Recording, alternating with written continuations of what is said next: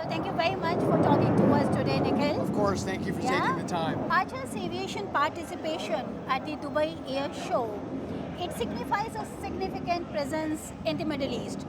Can you share insights into what prompted Archer to choose the platform and the strategic goals behind participating in this event? Well, look, the UAE is a very important market for us.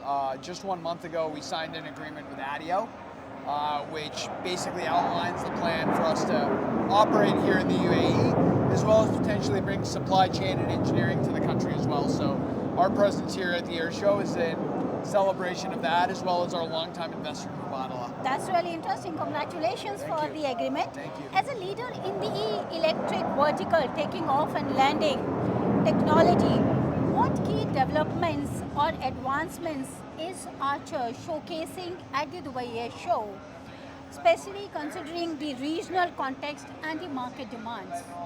Well, one of the things that we've spent a lot of time on is working with in-country partners like our operations partner, Falcon Aviation, our maintenance partner, Gal Amrock, to really understand the market, where we can fly, what the costs will look like, what the customer priorities will look like. So that's been really important in our journey here. Given the unique air mobility challenges and opportunities in the Middle East, how does Archer envision its powerful technology addressing the specific needs of contributing to the region's evolving transportation landscape? Well, look, more and more people are moving into cities in the UAE, into Dubai and Abu Dhabi. And as more people move in, it's going to be really impossible for the roads to keep up. So this is an opportunity to leapfrog that literally and have air transportation move millions of people around the Emirates. Can you also provide a glimpse into the features and the capabilities of Archer's eVTOL aircraft that differentiates it in the market? Well, if you look at this, it's 100% all electric. We have a dozen rotors instead of a large rotor like a helicopter. That allows it to be redundant and 100 times quieter than a helicopter.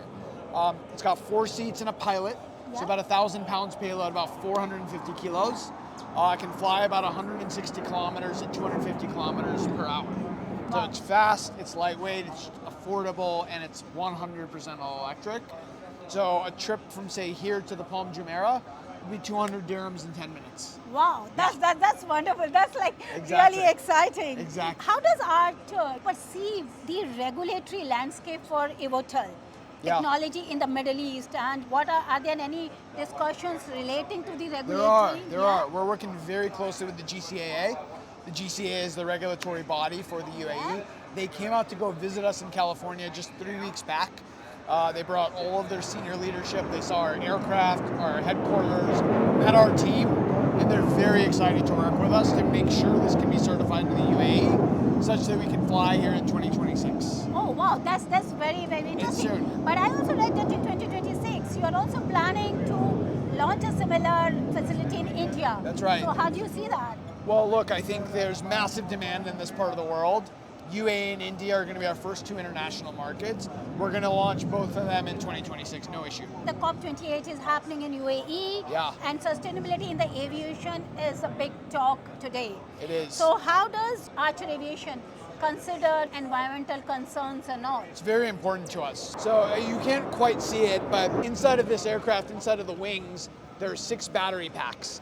And those battery packs are very similar to the battery packs you see inside of a Tesla, which allow this to be 100% electric from day one, meaning this is a new sustainable form of transportation. That's really interesting. Of course. Thanks a lot for speaking to us, Nikhil. Anytime. Thank you very much.